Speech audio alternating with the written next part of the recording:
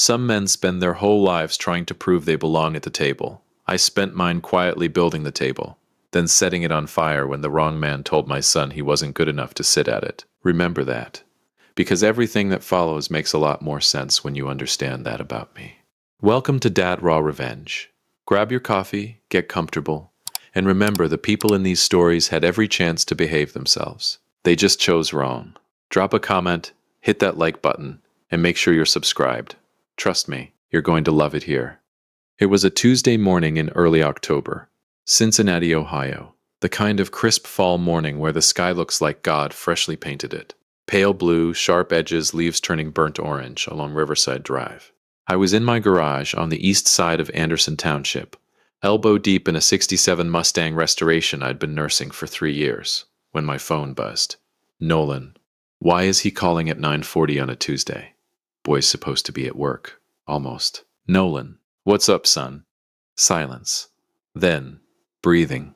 The kind of breathing a grown man does when he's trying real hard not to fall apart in front of his father. Dad. His voice cracked on just that one word and my whole chest tightened. I'm at Alms Park. Can you just come? I was already pulling off my work gloves. Don't move. I found him on a bench near the east overlook, the one that faces the river, where Nolan used to fish with me when he was 9 years old. Except this time he wasn't 9. He was 34, sitting with his shoulders caved in like something invisible was pressing down on them. And next to him, little Eli, 5 years old, pack on his lap, eyes wide and quiet. The way kids get when they know something is wrong but nobody's told them what yet. He had a juice box in one hand and his grandfather's old Cincinnati Reds cap on his head, the one I gave him last Christmas. 2 duffel bags sat at Nolan's feet. 2 bags. Oh Lord, I didn't say anything at first. I sat down on the other side of Eli, put my arm around my grandson, and looked out at the Ohio River for exactly 4 seconds. Then I looked at my son. Why aren't you at work? Nolan laughed. It wasn't a happy laugh. It was the kind that comes out when everything hurts so bad that laughing is the only thing left. I got fired, Dad. Fired, I repeated it flat.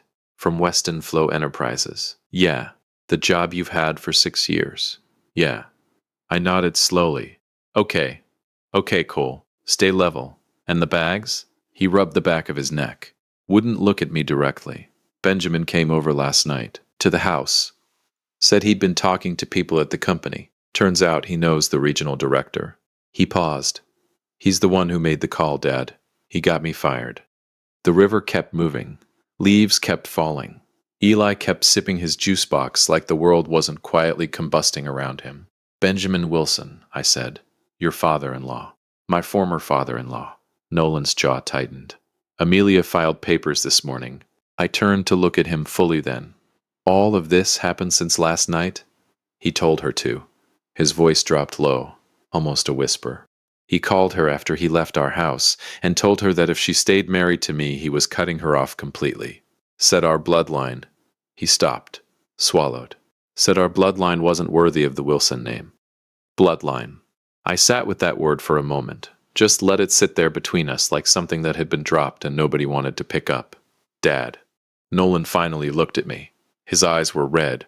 I don't know what I did. I gave that family everything. 6 years.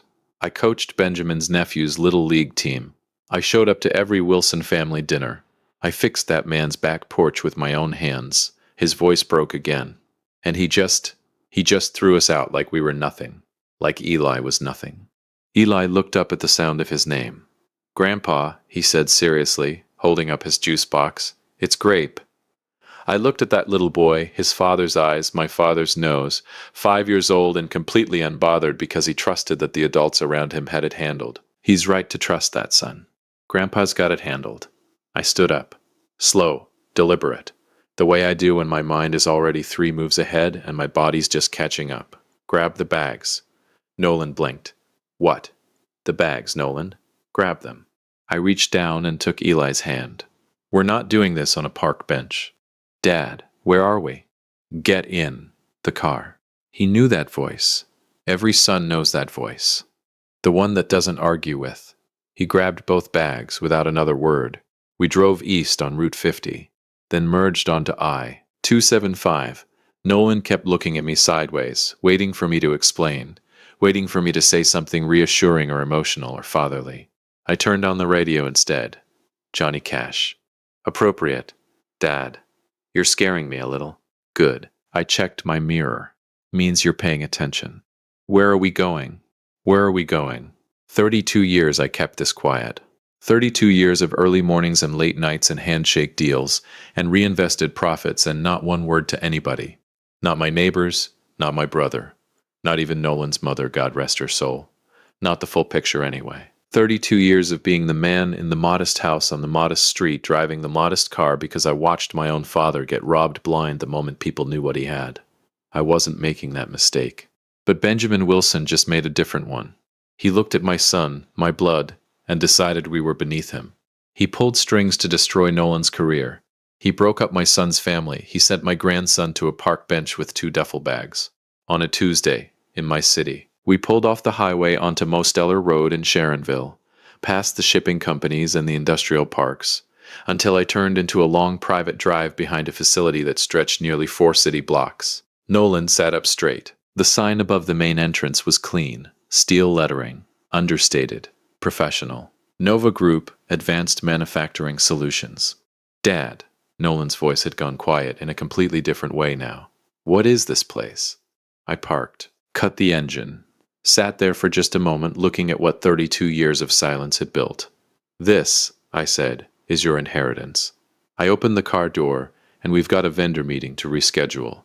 He had no idea what that meant yet, but Benjamin Wilson was about to find out. If you've been listening for a while and want stories like this to keep coming, it really helps if you hit that like button and subscribe. Thank you for real. There's a particular kind of silence that fills a room when people realize they've been underestimating someone their entire life. It's not loud, it's not dramatic, it just settles, like dust after an earthquake. I've been living inside that silence my whole career. Benjamin Wilson was about to get introduced to it. Wednesday morning, 7:14 a.m.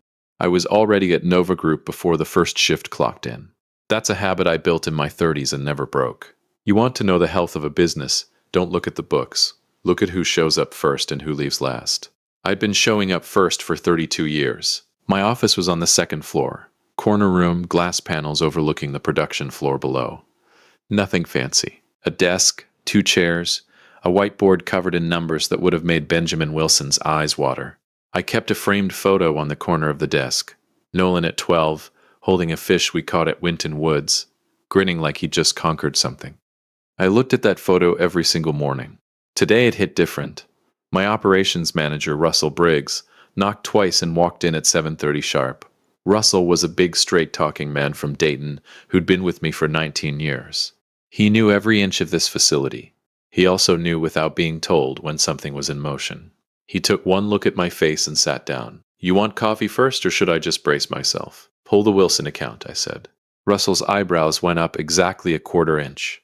Weston Flow Enterprises. That's the one. He already had his tablet out. They're mid-contract, Cole. 18 months left on the supply agreement.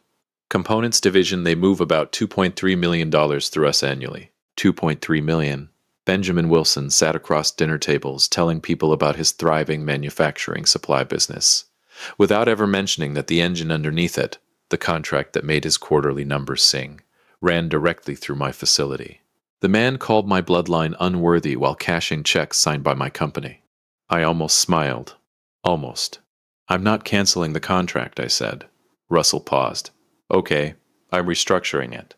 I leaned back in my chair. Pull every clause related to vendor performance reviews. I want a formal assessment letter drafted. Standard language, nothing aggressive. Notifying Weston Flow that Nova Group is conducting a comprehensive vendor evaluation effective immediately. All payments pause, pending review. Standard procedure. It's in the contract. Page 11, Section 4, Paragraph C. I knew because I wrote it. They've got 30 days to respond to the evaluation before we determine contract continuation. He nodded slowly, the way a man does when he understands that what sounds routine is anything but. And who's heading the evaluation? I picked up the framed photo of Nolan, set it back down facing me. The new director of vendor relations. Russell blinked. We don't have a director of vendor re. We do as of this morning. He answered on the second ring, voice groggy. He'd slept in his old bedroom for the first time in 11 years. Him and Eli both. Eli curled up like a puppy in the middle of the twin bed, while Nolan folded himself around the edges. Dad, it's early. It's almost 8:30. I didn't sleep until 4. Fair enough. How's Eli? A pause. I heard him shift, probably checking on the boy. Still out. Sleeping like nothing happened. His voice softened. Kids, man. That's because he knows he's safe. I let that land. You both are. You understand me. Dad. Nolan. I said his name the way I used to when he was 16 and getting in his own way. I need you to listen to me very carefully right now, okay? Not as my son. As a grown man who's about to step into something real. Silence on the line. I need you at Nova Group by 10 o'clock. Business casual. We're going to walk the floor together. I'm going to introduce you to the team. And then we're going to sit down and I'm going to explain to you what I've been building and exactly what your role in it looks like going forward. More silence. Then, Dad, what is Nova Group? Oh, son. It's ours. Has been for 32 years. I picked up my coffee. 10 o'clock. Don't be late. I hung up before he could ask another question. He needed to see it to believe it. Some things you can't explain over the phone. He walked through the front entrance at 9:58. I was standing on the production floor when he came in. Watched him through the glass before he saw me. Watched him stop just inside the lobby, look up at the facility ceiling, 40 feet high. Cranes and conveyor lines and precision equipment running in organized rows. 200 employees moving with the kind of synchronized purpose that only comes from years of culture building. His mouth was open slightly. Good. That's the right reaction. Russell met him at the door and walked him to me. When Nolan reached me, he looked like a man trying to solve a math problem in his head that kept coming out too big. Dad. He looked around. Then back at me. This whole time? This whole time. You drove a 2009 Camry. Still do. Mom knew. I paused. She knew enough. She knew the important parts. She also knew why we kept it quiet. Money changes people, Nolan. The wrong people find out what you have, and suddenly everybody's got a handout and a reason and a story. I started walking, and he fell into step beside me. I wanted you to stand on your own first. Build your own confidence. Know that whatever you became it, on your own merit. He was quiet for a long time as we walked the floor. Workers nodded at me. A few introduced themselves to Nolan. A woman named Carol from the components division shook his hand and said, "You look just like your daddy." We ended up in my office. I closed the door, poured us both coffee and spread 3 folders across the desk. Financials, org structure, and the Weston Flow vendor file. Nolan picked up the last one. I watched his face as he read it. Watched the moment he registered the company name. Watched his jaw tighten. Weston Flow Enterprises, he said quietly. That's Benjamin's company. He's a vendor here. Has been for 9 years. Nolan set the folder down. Looked at me. You're telling me that while Benjamin Wilson was sitting at his dinner table calling us unworthy, he was making money through your company? The room was very quiet. Then Nolan said, with a calm that honestly impressed me, "What's in the folder?" A vendor performance evaluation notice. Payments paused pending review. I slid it toward him. Standard procedure. And who's conducting the review? I slid the second document across. A formal offer letter. Director of Vendor Relations, Nova Group. Compensation package that would have made his old salary look like a rounding error. His hands were very still on the desk. Dad. I've never done anything like this before. You fixed Benjamin Wilson's back porch with your own hands, I said. You coached his nephew's Little League team. You showed up to every dinner and every holiday and every family obligation with your whole chest. I leaned forward. You know how to show up, Nolan. That's 70% of leadership right there. The rest I'll teach you. He stared at the offer letter for a long moment. Come on, son. Pick it up. He picked it up.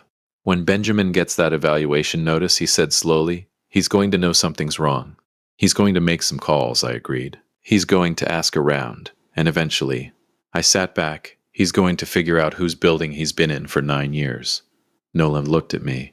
And then what? Oh, that's the best part. Then, I said, he's going to have to call you. The silence that followed was the most satisfied silence I'd felt in 32 years of building something in the quiet. Nolan set the offer letter down, picked up a pen from my desk, signed it. Benjamin Wilson's evaluation notice went out at 4:47 p.m. that Wednesday. By Thursday morning, I had 3 missed calls from a number I didn't recognize. I recognized it. I let it go to voicemail every time. He wasn't ready to talk to me yet. He needed to talk to Nolan first, and Nolan, for the first time in 2 days, was sleeping just fine. Nolan was standing when Benjamin walked in, not sitting behind the desk trying to look powerful. Standing, relaxed, jacket on, hands easy at his sides. The office was clean and quiet, afternoon light cutting through the Cincinnati gray outside the windows, the production floor humming its steady rhythm below like a heartbeat that had never once skipped. He looked, if I'm being completely honest, like a man who had been there his entire life. Benjamin stopped in the doorway. The silence lasted exactly 4 seconds. I counted from the hallway where I stood just out of view, close enough to hear everything, far enough to let my son have his room. Nolan. Benjamin's voice was careful, measured. The voice of a man who'd walked into a room expecting one thing and was already quietly recalibrating. Benjamin. Nolan gestured to the chair across the desk. Thanks for coming in. Have a seat. In a room that Benjamin Wilson had been funding for 9 years without ever knowing whose name was on the deed. I heard the chair move. Heard the stillness that followed, the particular stillness of 2 men who have shared family dinners and holiday tables and backyard conversations, now sitting across from each other in a completely different kind of room. I think there's been some misunderstanding, Benjamin started. Smooth, practiced, the tone of a man accustomed to reframing situations in his favor. About the evaluation notice. We've been a loyal vendor to this company for nearly a decade, and I think if we just talk through the numbers, the relationship has always been mutually benefit. There's no misunderstanding, Nolan said. Not loud, not sharp, just final. Nova Group conducts regular vendor evaluations. It's standard procedure. It's in your contract. The briefest pause. Page 11, Section 4, Paragraph C. Silence settled over the room like fresh concrete. Nolan. Benjamin's voice dropped a register, softer now.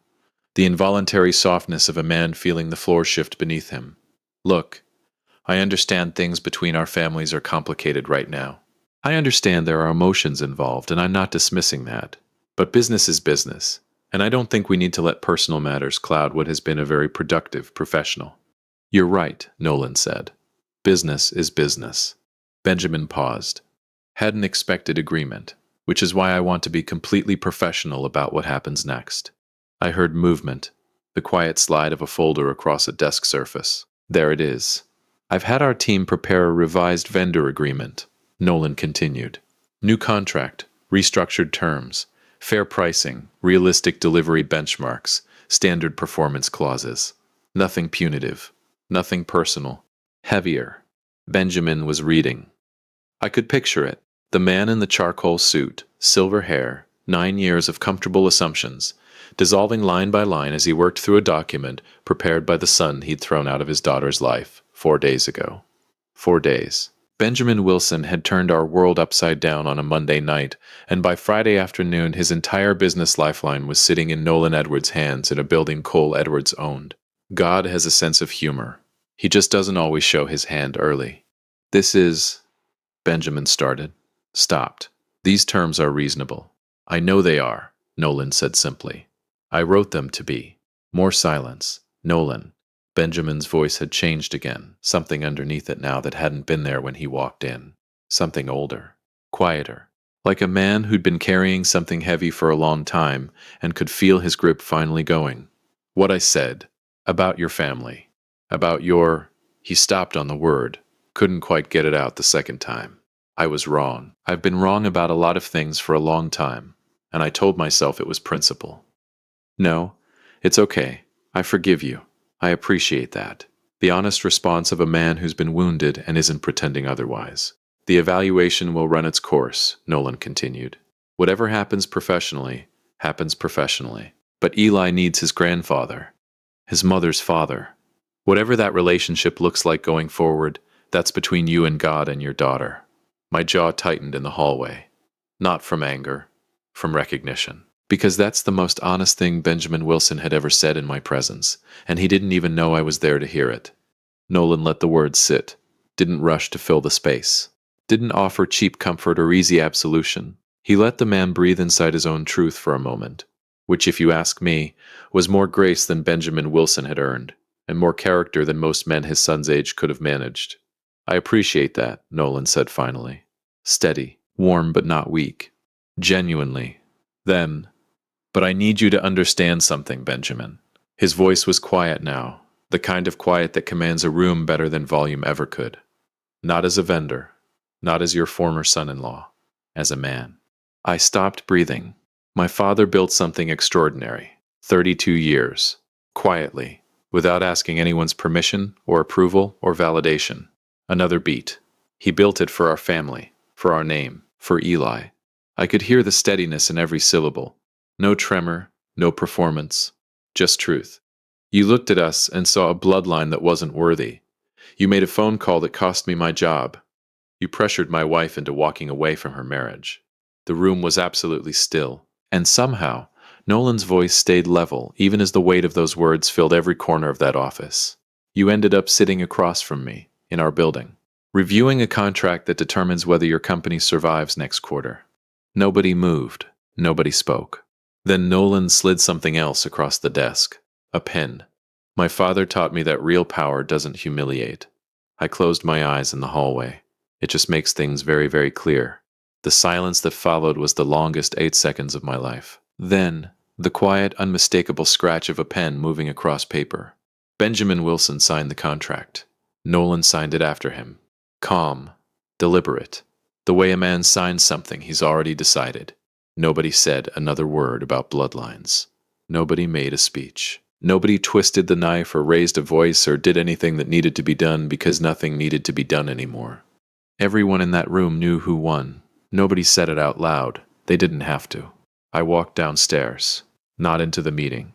I never went into the meeting. I walked out to the parking lot, stood next to my 2009 Camry and looked up at the gray Cincinnati sky for a long, quiet moment. 32 years. Not one day of it was about revenge. Not really. It was about legacy, about building something so solid, so deep-rooted, that when the storm finally came from my family, it would have somewhere real to stand. I thought about my father pressing $8,000 into my hands with everything he had in his eyes. I thought about Nolan at 9 years old, fishing at the river, grinning like he'd conquered the world. I thought about Eli in that Reds cap, serious as a judge, telling me his juice box was graped like it was the most important information I'd ever need. Bloodline. Benjamin Wilson had called our bloodline unworthy. This was our bloodline. A grandfather who built in silence, a father who showed up without flinching, a grandson who didn't know yet what was being preserved for him, but would spend the rest of his life inside the proof of it. There is no amount of money, no corporate contract, no charcoal suit that measures that. I got in my car, turned on Johnny Cash, and drove home, in my modest car, from my company, through my city, the same way I'd driven home for 32 years. Quietly. Completely. Undefeated. If you enjoyed this story, join our community by hitting that like button and subscribing for more real, raw, and family-centered stories. And share this with someone. And as always, thank you for being a part of this community. I will see you on the next one.